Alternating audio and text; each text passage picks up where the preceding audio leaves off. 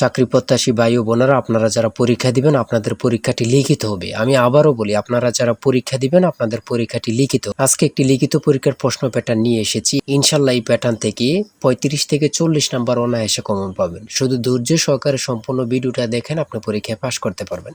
পরীক্ষার প্রশ্ন প্যাটার্ন যেমন থাকবে সেম প্যাটার্নে আমরা একটি চূড়ান্ত সাজেশন তৈরি করেছি, একদম শর্ট করে।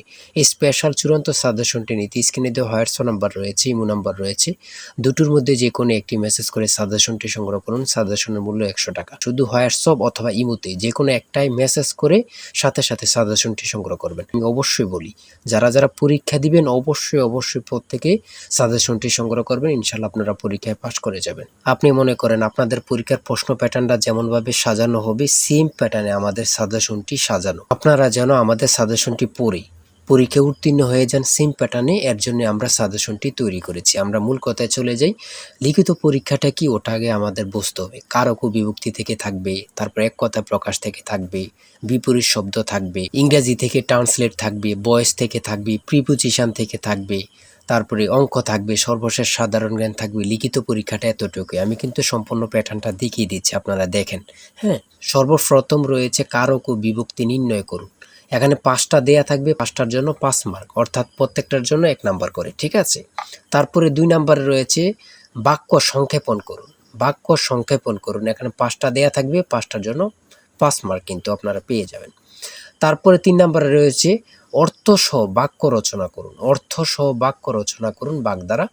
আপনারা এখানে 3টা থাকতে পারে, 5টা থাকতে পারে, প্রত্যেকটার জন্য 1 নাম্বার করে। হ্যাঁ, তারপরে রয়েছে সমার্থক শব্দ লিখুন। এখানে 2টা দিয়েছে, অনেক সময় সমার্থক শব্দ থাকে না, ঠিক আছে, এটা থাকলেও থাকতে পারে। হ্যাঁ, তারপরে রয়েছে 5 নম্বরে রয়েছে প্রবাসী আয় বৃদ্ধিতে করণীয় বিষয়ে সংক্ষিপ্ত প্রবন্ধ রচনা করুন। এখানে কিন্তু বর্তমানে প্রবাসী যারা রিমিটেন্স পাঠায়, এটা কিন্তু খুবই গুরুত্বপূর্ণ বাংলাদেশের জন্য। এই সম্পর্কে কিন্তু আপনাদের শর্ট করে একটি রচনা লিখতে বলবে, এটার জন্য কিন্তু 5 নাম্বার। হ্যাঁ, তারপরে সংক্ষেপে কয়েকটি প্রশ্ন থাকবে। তাই বলি অবশ্যই আমাদের চ্যানেলটি সাবস্ক্রাইব ও পেজটি ফলো দিয়ে রাখবেন। কেন?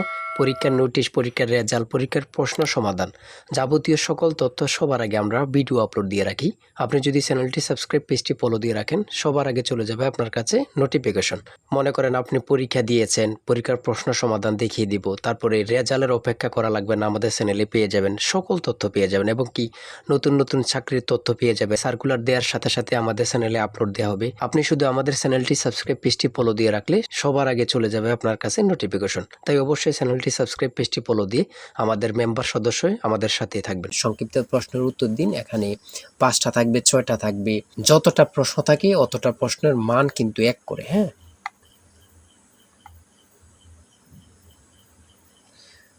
তারপরে 7 নম্বরে কি দেওয়া হয়েছে আমরা দেখি।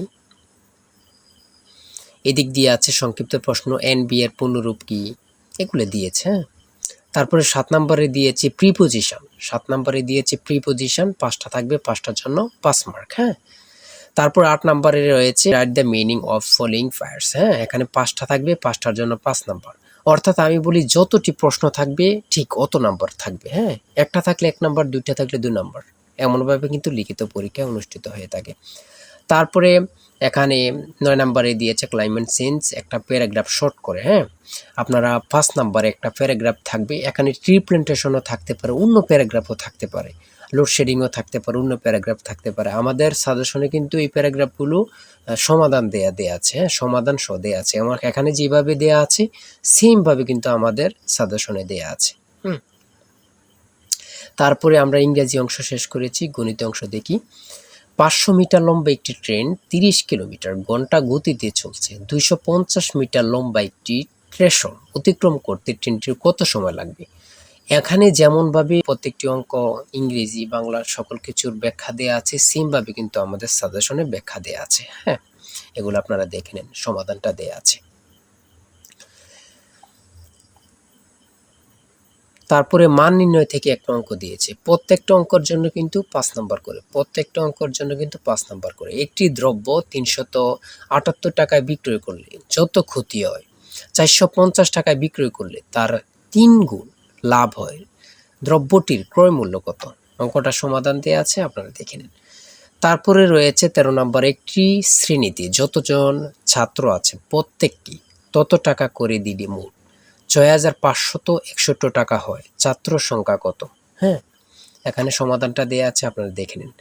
সর্বশেষ সংক্ষিপ্ত প্রশ্ন উত্তর। এখানে পূর্ণরূপ থেকে প্রশ্ন থাকবে, একটা বলেন দুইটা বলেন, প্রশ্ন থাকবে পূর্ণরূপ থেকে।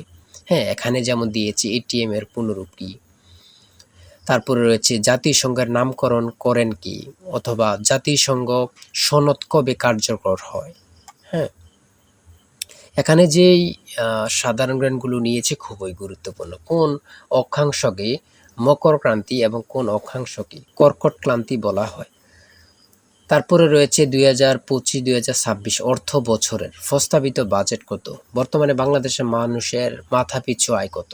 খুবই গুরুত্বপূর্ণ একটি প্রশ্ন। আয়তন বাংলাদেশের সবচেয়ে বড় জেলা এবং সবচেয়ে ছোট জেলার নাম লিখুন। খুবই গুরুত্বপূর্ণ। বর্তমানে যে প্রশ্নগুলো আসে সেগুলো নিয়ে কিন্তু আমাদের সাজেশনটি রচিত। তারপরে রয়েছে জাতীয় স্মৃতিসৌধ ও কেন্দ্রীয় শহীদ মিনারের স্থপতি কে। এটা কিন্তু অনেক চাকরির পরীক্ষায় আসে। হ্যাঁ, তারপরে রয়েছে পদ্মা নদী বাংলাদেশে কোন জেলা দিয়ে প্রবেশ করেছে। বাংলাদেশ ও মায়ানমারকে বিভক্তকারী নদীর নাম কি? নাফ নদী। এটা কত পরীক্ষা যে আসছে আল্লাহ ছাড়া কেউ জানে না। বিভক্তকারী নদীর নাম হচ্ছে নাফ নদী। হ্যাঁ, আইসিসি এবং ফিফা এর সদর দপ্তর কোথায়? খুবই গুরুত্বপূর্ণ। 2024 সালে শান্তিতে নোবেল পুরস্কার পেয়েছেন কে? তিনি কোন দেশের নাগরিক?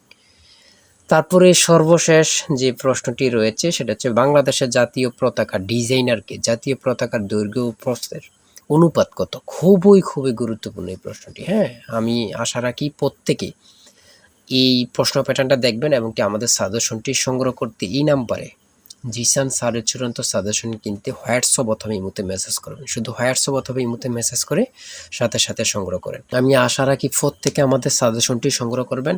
ইনশাল্লাহ আমাদের সাজেশনটি পড়ে পরীক্ষা দিতে গেলে আপনি উত্তীর্ণ হয়ে যাবেন। আর অবশ্যই আমাদের চ্যানেলটি সাবস্ক্রাইব করে আমাদের পাশে থাকবেন।